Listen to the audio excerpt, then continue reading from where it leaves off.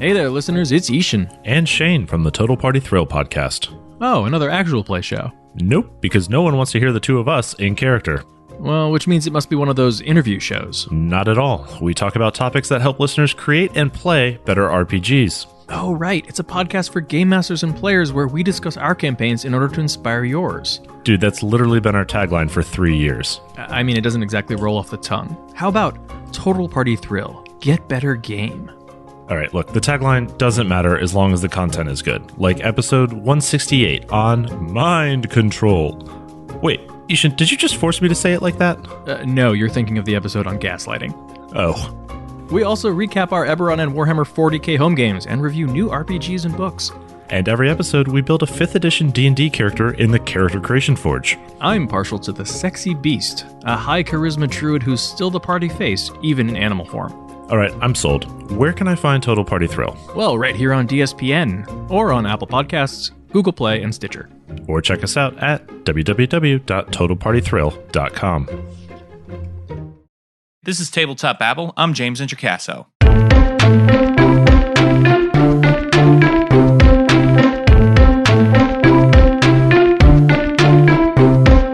Today on the show, we've got a game designer who has years and years of experience, who is a believer in community content creation programs like the DM's Guild, and who just has so many titles under his belt as a designer, an editor, and so many other things.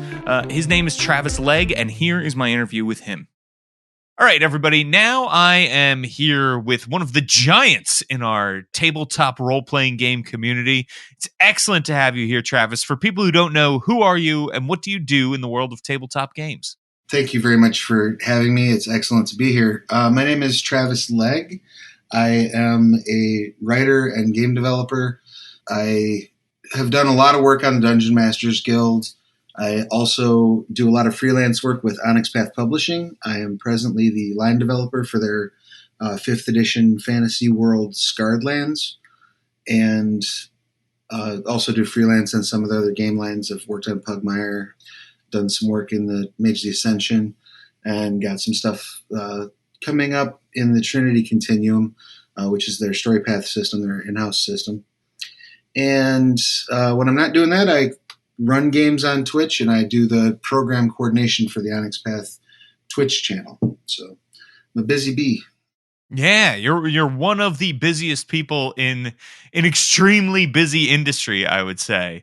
So take me all the way back. When did you first play a tabletop role-playing game, and what was the experience? What were you playing? How did it all go down? So I was probably 4 or 5 years old, and I lived in this little town called Mauston, Wisconsin, which is 3,000 people and 5,000 cows. It's just middle of nowhere, Midwest farm town. And my older brother got into Dungeons and Dragons through a neighbor of ours who would go to Gen Con. He'd take a trip down to Lake Geneva. He'd come back with all these neat handwritten notes and modules and things like that. And he introduced my brother to D&D.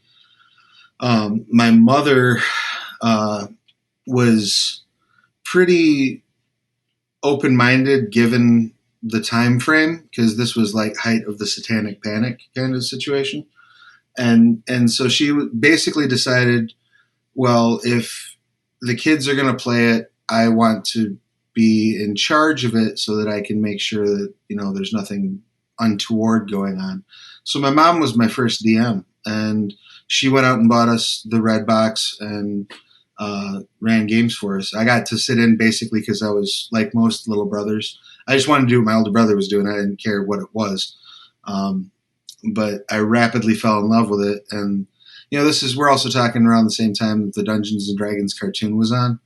So it all started with D&D for me at a very young age, and never really stopped. There were a couple periods in my life where I obviously took less time for gaming, but I've been involved in the hobby pretty much since I was 5 years old.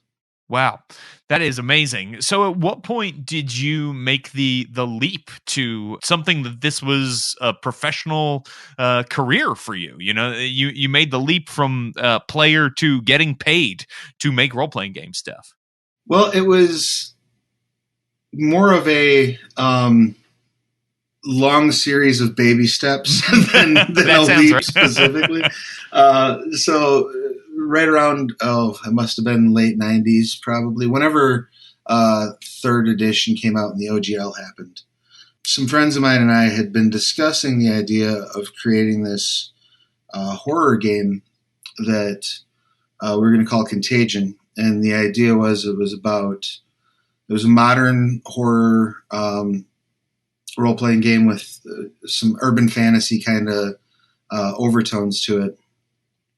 And we wanted to explore this idea that the monsters would be drawn to you by your innate connection to the universe. So this contagion energy would be sort of like the Force is explained, right? Like it's in all things. It's in the rocks and the trees and all that stuff. But the more you connect yourself to the world around you, the more of it you have.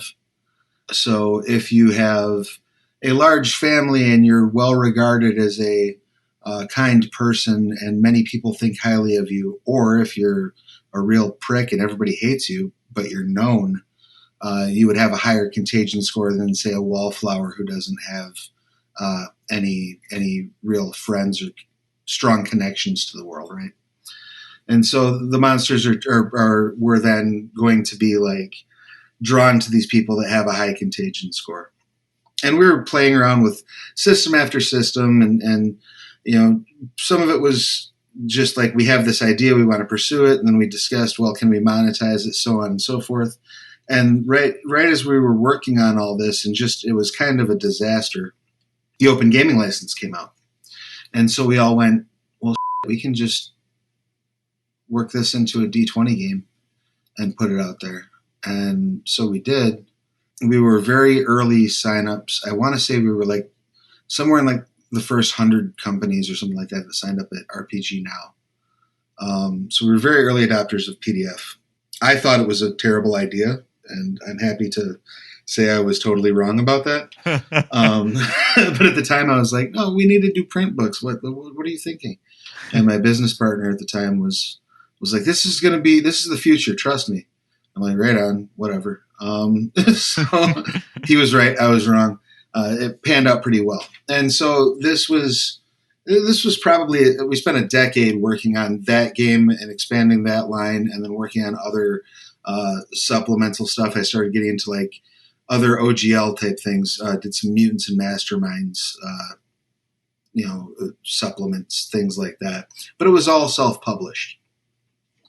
And then about 10 years into it, my partner, I had two business partners at the time. One was kind of active in the company, and the other was sort of a more passive dude that just kind of threw money at us and liked to show up for playtests. But they both kind of got married and bought houses and decided that this wasn't something they wanted to sink time or money into anymore. And I'm stubborn, so I didn't go that route. But at that same time, I started working in film. I had been studying journalism, and I was doing a piece for the college paper, about this new media production specialist program that we had launched at Rock Valley College here in Rockford. And I went down there, and they were explaining to me that if you take these classes, you can check out video equipment and just go shoot what you want to shoot. And you had 24-hour access to the editing suites. And I was like, well, I'm just going to take a class and make a movie. And so that's kind of how I fell into making independent film, where I spent the next, almost decade. And so when I was working in film, my creation of role-playing games fell off pretty heavily, because filmmaking is a all-consuming effort. You don't have time to do much of anything else. And after my 6th or 7th go-around in that industry of moving the mountain range it takes to get a feature film made, and then having my heart summarily ripped out of my chest like the end of Temple of Doom at the end of the process. I said, maybe this isn't the career for me. And as I was kind of trying to figure out what I wanted to do, I sort of fell into, I was like, I have all this film equipment. I'll start recording some actual plays, start like relaunching the brands that I'd been working on in my self-publishing. And this friend of mine, Carolyn Newman, who at the time was working at Drive Thru RPG, came to play in one of the actual plays I was recording. And we were talking about 5th edition because it had just come out. And she was like, oh, we're doing this thing called the Dungeon Masters Guild. You should check it out. You should put up an adventure on there. I'm involved in the launch. It's going to go up like next month. This was like December of 14, I guess. You should put up an adventure and try it out. And I was like, yeah, okay, I'll give it a shot and see what happens. And that became Cottage in the Long Road, which sold really well when it dropped. And I don't know, the stars aligned in such a way that I was really bitten by the bug. And so I just started cracking out a bunch of D&D content. And for whatever reason, it took off in a way that it hadn't previously. I think in part because I was motivated to make this my freelance life. When I was initially self-publishing, I was always working a day job. Plus I had kids that were in school at the time. There were a lot of things. So it was never more than like a half of a part-time gig for me. Things came out kind of when they came out. But after doing a decade in independent film, 16-hour days working at my desk making role-playing games seemed like a breeze by comparison. And now having the hindsight of having been doing this now almost 5 years this way, I can say it is a breeze by comparison. I have nothing but love for the soldiers that stay in the independent film trench, but I sometimes question their wisdom. That's all. Yeah, that is very fun because I too have worked in independent film and obviously also work in role-playing games. So I understand the struggle of independent film and the heartbreak and the long hours that go with it. At least when you're self-publishing, you sort of have control of your destiny, that you can have tighter control over what you're doing and kind of make sure it comes out, even if that means you have to do the layout yourself or something like that. Exactly. And one of the things, like, piracy is a problem in our industry as well, but piracy in the role-playing game industry doesn't, in my experience, equal the absolute death of a project. I've had one of my films, we got picked up by an aggregator. We were put up on iTunes. We were, I think, number like 7 or number 6 in the romantic comedy category the day we launched. And then the next day there were something along like 40,000 illegal downloads on the Pirate Bay. And I just watched the dollars just disappear. Like they were just like everybody was like, oh, we can just go pirate it. Never mind. And I think there's a misconception. Well, I mean, I think people just think that they're entitled to free media. But I also think that people probably think there's more money, that a film can absorb the loss of piracy easier than, like a role-playing game company or something like that. I think that's probably a component of it too. Sure. And the truth is anything independent that is being made, if it is a third party product like a D&D product or a film or that kind of thing, piracy isn't great for it. But films, you also sink so much money into, the upfront investment cost is typically more than a role-playing game, although I suppose depending on the film and the role-playing game you're comparing. Right, that's true. And I still like have an intellectual love for micro-budget filmmaking. Like the romantic comedy we shot, I shot it in New York. It took us, it was a 15-day shoot, and I think our total production budget was 20 grand, which is nothing. Like, that's like craft services on a TV show for a day. Like, that's no money in film. And I'm sure that there are RPG companies that are spending more than that on a book. I really do feel that if we wouldn't have gotten that piracy hit, that would have been a financial success. And as it stood, I mean, we broke even, which isn't bad for independent film. Not everybody gets to say that, but we certainly didn't make any money.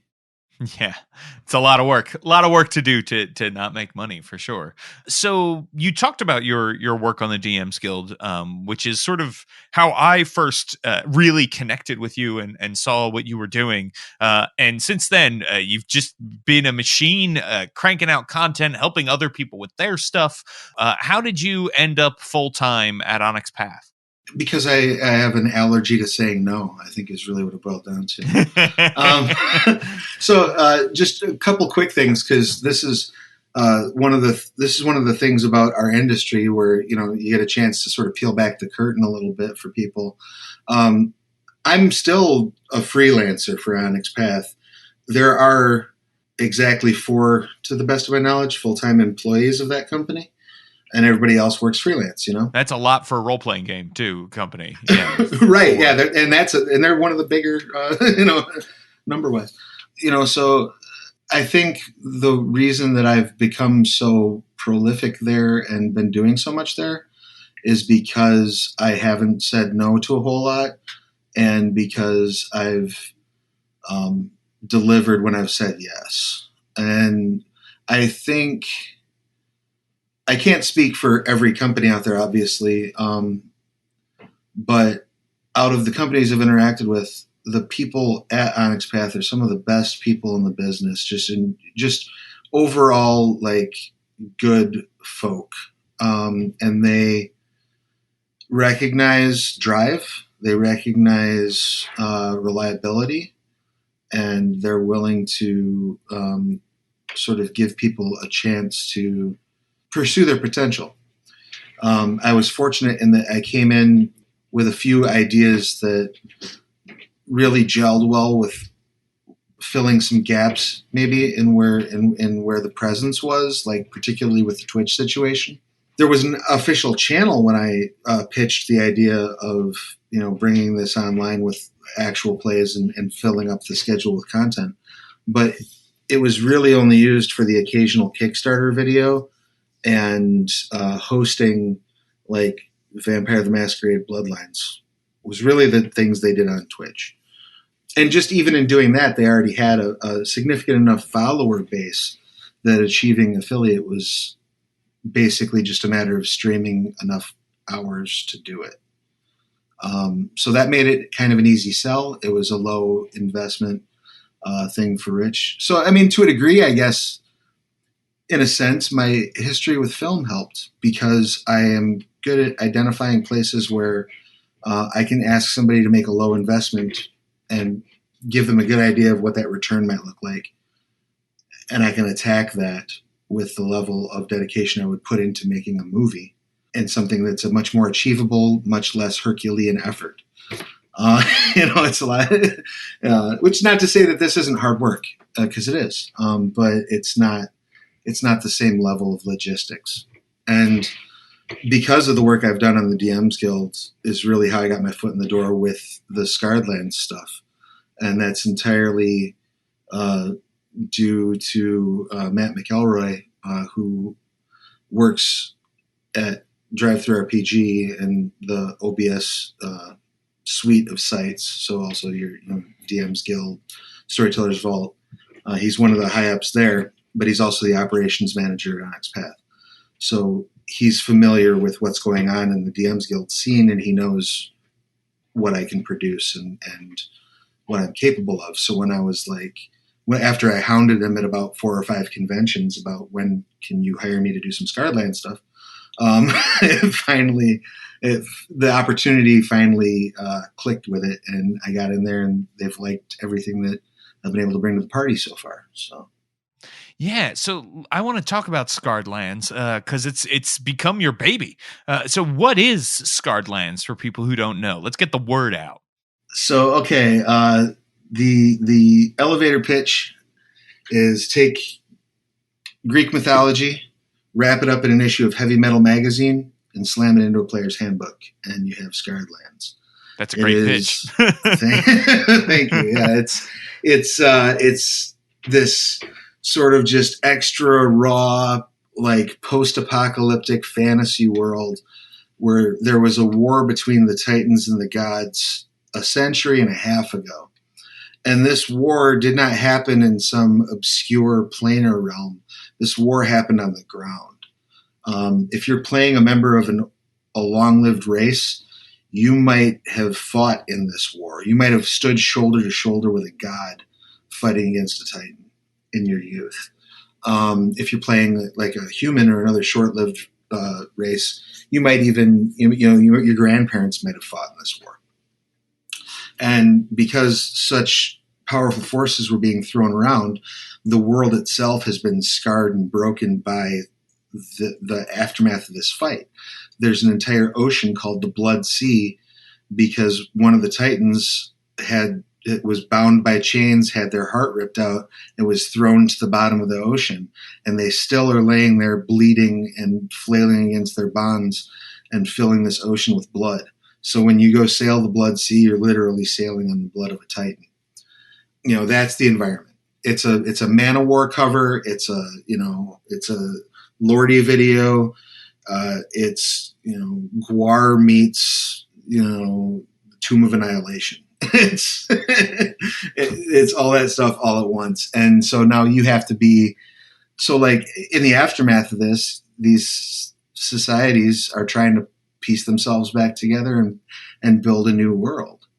And that's what I think is most compelling and exciting about it. And that's kind of where I'm trying to focus the line is you're bringing in new players and coming to this world new. What does that look like for a first level character? What does that look like for the folk hero who has decided that, hey, we successfully repelled this small little Titan spawn incursion on our village, and I think I'm going to pick up a sword and go try to make a living doing this. What does that world look like to them? You know what I mean? I think that's going to be super cool to explore as these next several products roll out. So let's talk a little bit about these products that you have coming up because I think they're really cool and they're a great introduction to the world for people. Thank you. Yeah. So we have two new items that are going to be coming out early 2020. They're called Yugman's Guide to Gelspad and Vigil Watch. Yugman's Guide to Gelspad is a sort of, I guess for lack of a better term, it's like a player's guide part 2. It's an expansion that has player-facing content. So we're looking at new races, new subclasses, new spells, new magic items, all this new content that obviously a GM can use as well, but is really geared toward something the player can sink their teeth into at the table. And so that's the system and the crunch of it. There's new backgrounds that really sort of delve into the setting. And the presentation of that is that it's a series of documents and letters being written by this wizard named Yugman the Sage, who has been around since before the Titans War. And there's rumors that he might actually be a true dragon, or he might even be a Titan himself that's in disguise. And he's writing these letters and these communications about these people and sending them off to various other allies of his. And his whole point is some of these could be these are the true future of Gelspad. These are the true threats we face, and these are the true hopes that we have to pin the future of our world on. Because the gods are now sort of running the universe, and the Titans are basically either they're defeated, and if they break loose, we're going to have, none of us are going to stop that. The gods are going to have to come back and fix it. So now we have to watch the people and what are they going to do? And we can't lose track of the prize, which is this opportunity to build a world. So here are some folks that I think are villains. Here are some folks that I think are heroes. Good luck to you in sorting that out, is kind of the voice that he's approaching that from. So that's cool too, because it gives, not only are you getting all this crunch, but you're getting the setting material stitched into it in a fashion that I think 5e players will find familiar. It'll be very, it's the kind of presentation that you've seen in like a Xanathar's Guide or a Mordenkainen's tome. So we want to take kind of that idea and spin it on its head a little bit and give it that Scarred Lands flavor. That's awesome. And this, I mean, everything you're talking about, I feel like really captures the elevator pitch, the idea of a Greek mythology wrapped in a metal magazine slammed into rules books, right? It is really fun to see, and it is cool to see who is working on different Scarred Lands products and things like that.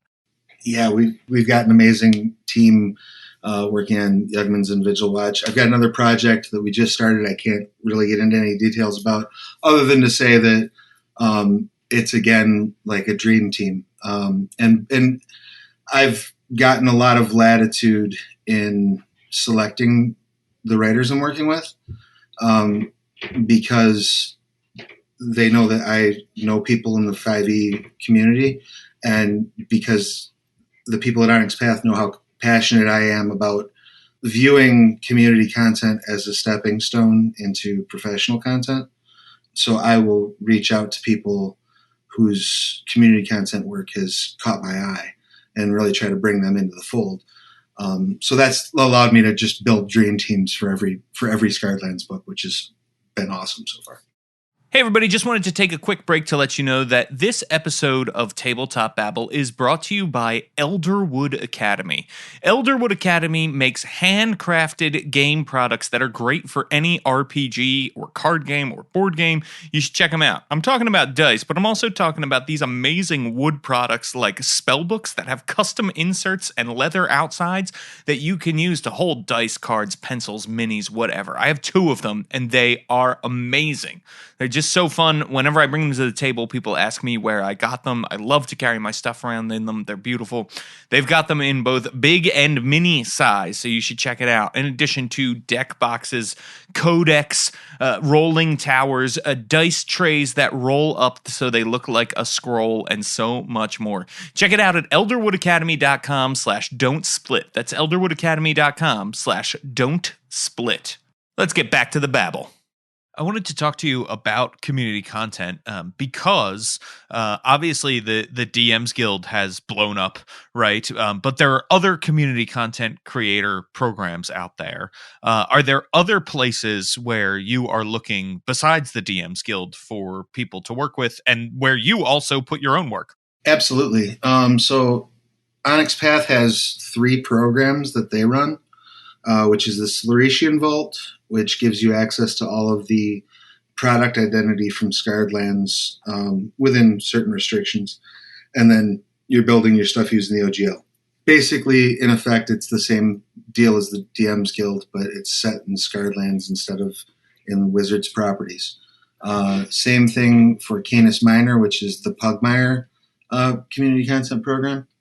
And then there's StoryPath Nexus, which focuses on games using the StoryPath system, which is Onyx Path's in-house system. It's the engine that Scion 2nd edition runs on.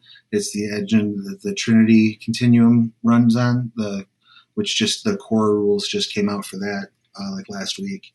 And so you can create community content in that world as well. I'm always looking in those places just by virtue of the fact that I'm working in those worlds. So if you put out a Sluretian Vault book that looks good and it looks like you know what you're doing, 75% of the battle of whether or not I should hire you to work on a book is done.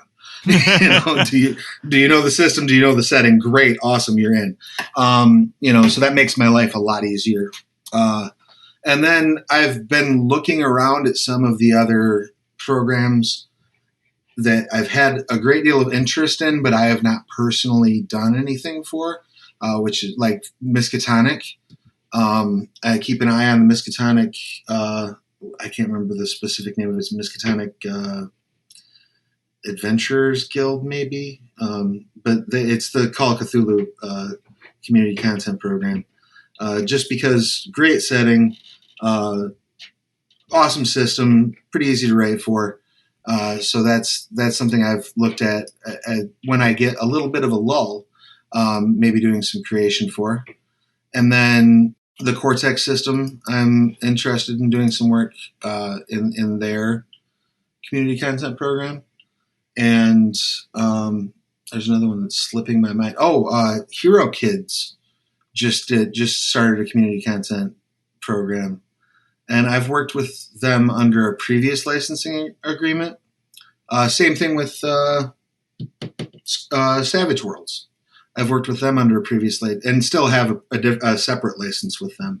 But both of those community content programs are just fabulous, and I can't recommend them highly enough. And if you want to, I'll tell you this right now: if you want to make money in community content in a market that is not nearly as competitive as the DMs Guild, make Hero Kids stuff because people love it, and if you do it right, you'll sell like hotcakes. Yeah.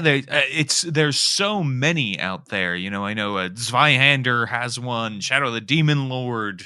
Monty Cook Games has one for their Cypher system stuff. So there's a lot of great things out there to check out. And if D&D isn't your game of choice, or D&D is your game of choice, but you're looking to use something other than like the Forgotten Realms and Ravenloft and Eberron, there's a lot of great stuff out there, and there's a lot of great authors who, like yourself, are working in these platforms, putting out great stuff, which I think is very cool. I want to talk about Pugmire a little bit. Pugmire, the dog RPG that has taken the world by storm. How would you describe Pugmire? So Pugmire is a world in which the old ones, or mankind or humankind, are gone and have been gone for a long time, vanished under mysterious circumstances ages ago. And in their wake, two major civilizations have risen. The Kingdom of Pugmire, which are dogs who have been uplifted, and they believe that they were uplifted by man to sort of carry on the world in humanity's place according to the tenets of the Code of Man. And they've built a religion around this that involves such things as fetch the artifacts of man and bite only the unseen and be a good dog. And they've built this sort of medieval kingdom with that church element involved in it. And then across the way, on the other side of the landmass, are the monarchies of Mao, which is the lands of the uplifted cats, who they believe that the old ones worshipped them and uplifted them as a gift of their own worship, and that they left trinkets behind as tribute before they took off on some errand. Yes, and so that there was, in fact, at one point in the history, a holy war, effectively, between the Kingdom of Pugmire and the monarchies of Mao over that very issue. But it has since been settled, and there's now a tense peace between the lands. And you could say that Pugmire has a more Western fantasy flavor to it, and Mao has a slightly more Eastern fantasy flavor to it. But I do think that kind of oversimplifies it a little bit. Eddie has built a world that is simultaneously so iconic and simplistic at a glance that you can sit down with 5-year-olds and get them right into it and hit the ground running. and they'll understand the concepts, and the system is a streamlined, more elegant 5e engine, basically. So that's not hard to grasp either. But if you have more sophisticated players, you want to get into a more sophisticated examination of what the world's really about. You want to get into a more granular analysis of the themes. It gets really deep and really layered. And it can rapidly go from, oh, this is a cute game about cats and dogs, to like, oh, this is total existential horror.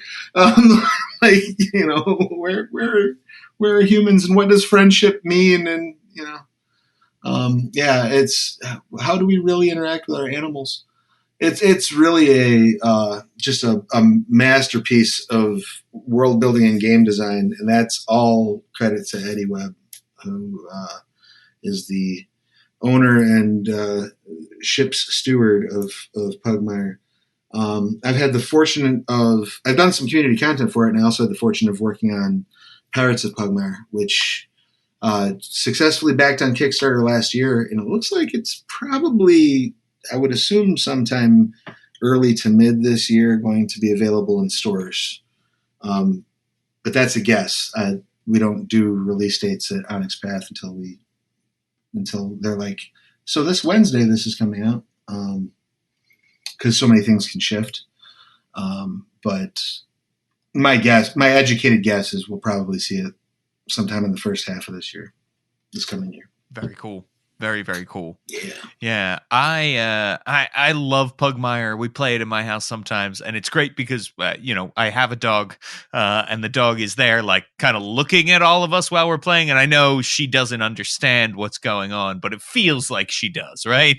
Right. And it really is just a very fun and deep game. It's shockingly, the world is very deep, and there's definitely parts of it that make you laugh and everything, but it's like, oh, but this goes deeper, and this is well thought out, and you could play a whole campaign in here and still not scratch the surface of some other things that are in Pugmire. So it is an amazingly deep and rich world, and it's cool that they have a community content program, and that that you're part of that world because of your work there. Yeah, absolutely. And that 100%, like, if I wouldn't have done the community content work I did for Canis Minor, I wouldn't have got the Pirates of Pugmire job. That's what landed me that game. And it was so great because I got to work on, ship combat rules for, parrot pirates. There's parrots. There's, birds and lizards get added. Sure. So, that got to happen. I got to work on, gunfire rules and cannons and how do those work. So it was just super fun. And because Pugmire is built much more, I think one of the core philosophies, and again, this is just me observationally more than anything Eddie's specifically told me, but this is, in my experience, Pugmire seems to really do well when it's about cooperative play. You have mechanics to back that up, like the Fortune Bowl, which is this shared resource that the players have, where if somebody does something neat, the GM throws a token in the Fortune Bowl, and then if everybody agrees, then one of the players can take out a fortune token and use it to gain advantage on a roll, right? So that creates this sort of gameplay, this cooperative play mechanic. So when I was working on the ship combat section of Pirates, I really wanted to bring that home and set it up in such a way so that everybody got to kind of be part of the ship. And I think we hit that marker pretty well. So I'm excited to see how that plays when it gets out into the world at large. Yeah, that's great. There's nothing worse than, playing a pirate game or a space game, and, it's like, cool, now the pilot will do their thing for a half hour while we all sit here. Right. So definitely getting into rules where multiple people are helping along with the ship is a great thing. Yeah, it's I've played Shadowrun enough, especially in earlier editions, where one person's playing a decker, and that guided. I think that guided some of my experience, because. And they've done a very good job in the last couple of editions of making that less of a concern. But it really used to be like, and it's a problem with any sort of specialized role. We're going to all sit on our hands or maybe go make a sandwich or go watch a movie while the decker does their thing or while the ship pilot does their thing, And I really wanted to make sure we avoided that. Yeah. Well, that's great. So my hat is off to you. Yeah. So in thinking about community content programs, why do you think that those are so important? Other than obviously they have presented you and many other people, myself included, with a lot of inroads into the industry. Yeah, that's obviously a huge portion of it. But I also think that they're a good place for marketing or testing out your ideas. They're a good place to say, all right, well, I think this thing might be neat. Let's lob it up here into this community content program and see what comes of it. And I know it's not the most popular opinion in some circles of community content creation, but I personally think if you want to take a sloppy Word document that is your notes from your home game and throw those up on the DMs Guild for pay what you want, you go do that and have fun with it. If that's your aim, is to just share your idea with the world, there's no harm, no shame in doing that. But I also think I think that is a separate beast from what most people are doing on the Guild at this point, which is the business driven side of it, where it's like, yes, I'm making content and I want it to be monetized. Which is also fine and good, but does come along with its own host of problems. I think the great thing about that is it does not only gives the creators working on it that sort of gauge of like, what do people want to see, but it also gives other creators who are just watching that, they can say, oh, wow, I never would have thought, look at the entire catalog of Oliver Clegg, for example. I call out Oliver because I love him dearly, and he does amazingly brilliant work that nobody would think of to do, but Oliver. Sure, yeah, very creative. But now you can, right? But now you can look at that and go, oh, okay, so maybe my idea about this Gonzo ode to 50s bikini beach party movies, crossed with a zombie film, maybe that's not as crazy as I thought it was because I saw he did Attack of the 50-Foot Werewolf. Yeah, and it sold like hotcakes, right? Right, exactly. So you can sort of maybe use that as a bit of a temperature check by seeing what other people are doing. And I'm not saying like, hop in and ape what somebody else has done, but use that as a gauge of like, okay, well, there appears to be some demand for this content that maybe isn't taking itself quite so seriously, or maybe is approached from a non-traditional vector. And that can be very affirming, especially if your tastes run sort of counter to the standard, what we think of as like your average D&D material, which a lot of the creators, I would say that that's the case, that a lot of the people that are creating on the Guild are creating things that are slightly outside of that very strict silo of what one would expect from Wizards. There are also some that are very much doing everything in their power to step into that silo, which is fine. More power to them. My advice, my utterly unsolicited advice to people doing that, that's probably bad advice, would be to not put all your eggs in that basket, because I think doing a little bit to show that you can stand out, show that you have a different, unique take on something, show that you're not going to, just mimic what's already been done or what's already been done plus one. I think being able to show that skill set off is important. So, yes, while I think it is vital to, if you're trying to build a career, if you're trying to get a job at Wizards, probably vital to make sure that you are putting out content that is in line with the latest hardcover because everybody that is at Wizards has said so. But you should also maybe put out your occasional, Attack of the Tarasques, that sort of thing. Yeah, definitely. I think if you look back at Chris Lindsay, I know used to write articles about like what was catching people's eye, and I think they just don't have the time to keep putting those out. But like, it was always stuff that was weird. It was always like somebody made a class where you use your hit dice to cast blood magic and stuff like that.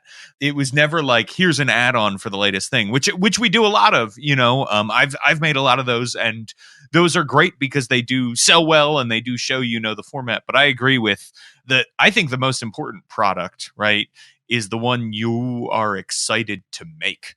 And that's the beauty of all these programs, is that, like you said, if what you really feel is, I'd like to put up this Word document because I think it's got good ideas in it, you can do that. And I don't think, I share your opinion. I don't think that putting up pay what you want and that sort of thing hurts the industry the way that it's sometimes advertised that it does. The same way Angry Birds being available for free has not destroyed the video game industry. Exactly. It's a different flavor. It's a different thing. It's not taking away. It's not pie. Just like human rights, it's not pie. Right. There's more to go around. It's not going to go away because, well, they can get this free thing, so why would they pay for this other thing? That's not how that works. Well, and also too, like, just to piggyback on that, I think if you can really find a way, one of the things I'm most proud of that I ever did for the Guild, and it was really just kind of lightning in a bottle in terms of being able to marry something that followed that, make sure you're in step with the latest hardcover, with do something you really want to do, was when I did Lady of Troll Skull Priory. And that was because I had this idea kicking around the back of my head for the longest time of doing like a what if one of Strahd's brides escapes. Like that just struck me as being like a fun thing to explore, right? And then I pre-order everything on D&D Beyond because I like to be able to read it at midnight the day it comes out. And so when Dragon Heist dropped, and I looked at Troll Skull Alley and I saw these empty buildings, I immediately thought of Dracula,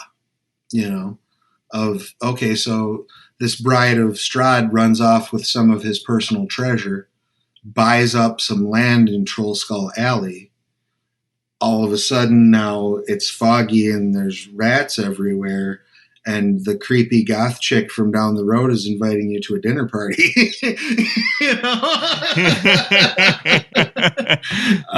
And it resonated with people. When I put that out, I really thought like 5 people would think that was funny and that was going to be the end of it, but it really did well.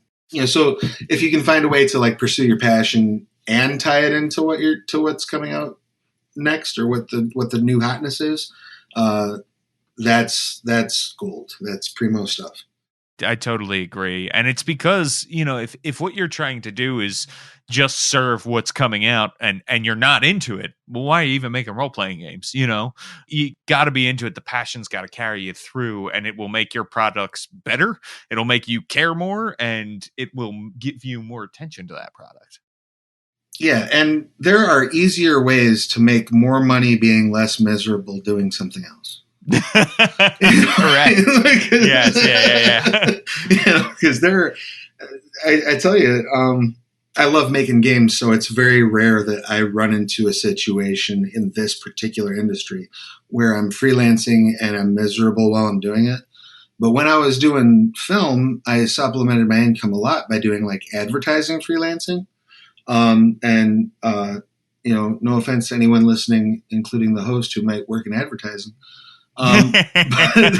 But there were days where I was like, Taco Bell's hiring. And I could just go do that and probably not want to, beat my head through my monitor until I lose consciousness. If you're gonna do this stuff, if you're gonna take the hit financially, because nobody's rich in this business, You know what I mean?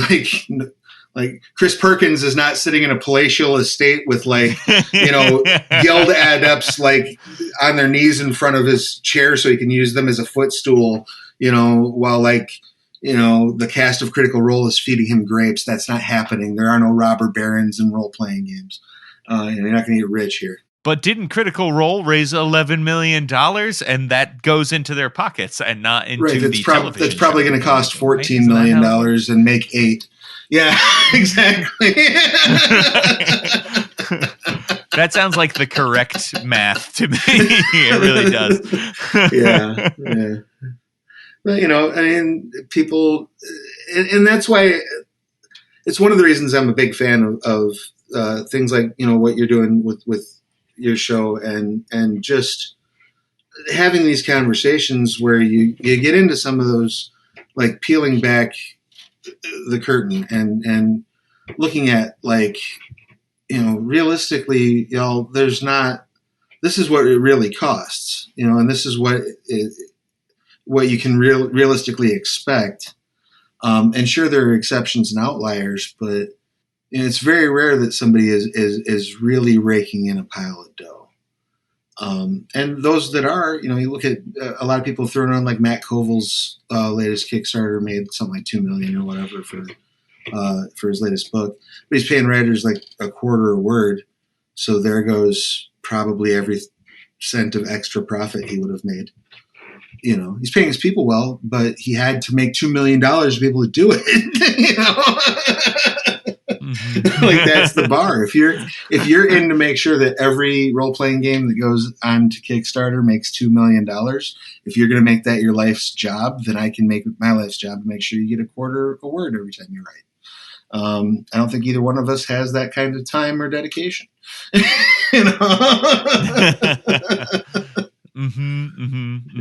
just mitigate your expectations a little bit, and the other side of that coin, though, the thing that people don't like to hear after I say mitigate your expectations a little bit, is then push for just that little inch past there, and never stop pushing for that little inch past there. That's how you grow. Yeah, that's progress. Well, and hopefully with more and more people getting into role-playing games, it will be a good thing for all of us creators, and we'll have more people to play with too, which would be a great thing. Well, we're out of time here, but before we go, where can people find you, Travis? So I am at Travis Legge, Legge, pretty much everywhere on the internet. When I am not at broadcasting games on the Onyx Path Twitch channel, which is twitch.tv/The Onyx Path. I am broadcasting over on my channel, which is twitch.tv/Plastic Age Plays. I also do want to call everyone's attention to the Onyx Path's blog, which is theonyxpath.com. If you go there and you look at the open development or the Scarred Lands headers, either one of those, it will take you to our latest playtesting document as we are rolling out the items for Vigil Watch and Yugman's Guide to Gelspad. We're doing some open playtesting, so as of right now, you can download the revised rules for the Howl Legionnaire and the Gorgard Fighter Martial Archetype. Download them, use them at your table. If you don't get a chance to use them at your table because it's the holidays and nobody's playing D&D, A, I feel bad for you, and B, we certainly want to know what you think just off of reading them. There's a little survey attached there. Fill those out. Let us know. And we'll be putting up new playtest content basically weekly starting the second week in January, I believe, all through the first quarter of 2020. So those are all the places you can find me. That's really cool. Well, thank you so much for joining me today on Tabletop Babble. I hope you'll come back. Absolutely. Anytime you want me, I will. I'll have my mail forwarded to you, sir. Thank you so much for having me. It's been a blast. I always love having the chance to talk to you, and I would love to come back anytime. That was a great interview with Travis. You know, people, if you're enjoying Tabletop Babble and you think it is worth at least $1 a month, I would appreciate it if you went on over to patreon.com/Introcaso. That's patreon.com/INTROCASO. You can leave me $1 or more a month there to help make this show a reality. It ain't cheap, and I'm sure it's worth something to you. To those who already give, thank you so, so much. And hey, if you're one of those people who is listening to the show and you already give to the Patreon or you cannot afford to do so, I totally understand if you still want to help out the show, and I have given you a way to do so. You can leave us a 5-star review on iTunes. That's right. If you are listening right now on Apple Podcasts on your phone, you can do this by just clicking on the app you're listening to and going on over to ratings and giving us a 5-star review right now as my voice is describing to you what to do. You can also leave a review, and if it's 5 stars, I will read it out loud. You can make me say anything you want, like Gurgurgnyar. That's a Gurgurgnyar from the U.S. who left a review that reads, "The cycle of guests covers so much, from traps to dungeon design to theory in gaming. This is the kind of podcast that has made me a better GM." Thank you so much, Gurgurgnyar. I really, really appreciate your review entitled Interesting and Inspiring. It's going to help other people find the show as well. Thank you so, so much. All right, people, you can find me on Twitter at James Introcaso. That's JamesIntrocaso. Also, check out my blog, worldbuilderblog.me or .com, whichever you prefer, where you can see all of the game design stuff I'm doing, get GM advice, and more. It is a lot of fun. There's years and years of content on there. I got to get better at organizing it. I was just saying that.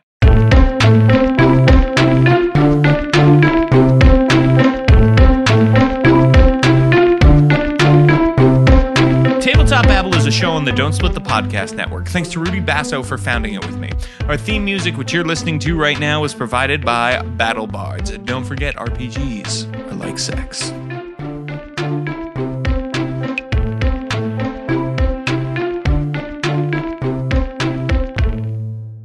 Hey people, thank you so much for listening to this episode of Tabletop Babble, which was brought to you by D&D Beyond. D&D Beyond is the official digital toolset and game companion for Dungeons and Dragons. You can use D&D Beyond to build characters, track campaigns, run adventures, and do so much more. D&D Beyond has lots of awesome content for free, like the D&D basic rules, articles from great writers like James J. Hake, and awesome videos from Todd Kenrick. The incredible D&D Beyond team is always updating the site with new features, so improvements to the already amazing platform are always coming. D&D Beyond has made my play experience better, it's made me a better DM, and it has made me a better designer because I have everything I can look up right there. It is incredible. So go check it out, dndbeyond.com. Tell them DSPN sent you.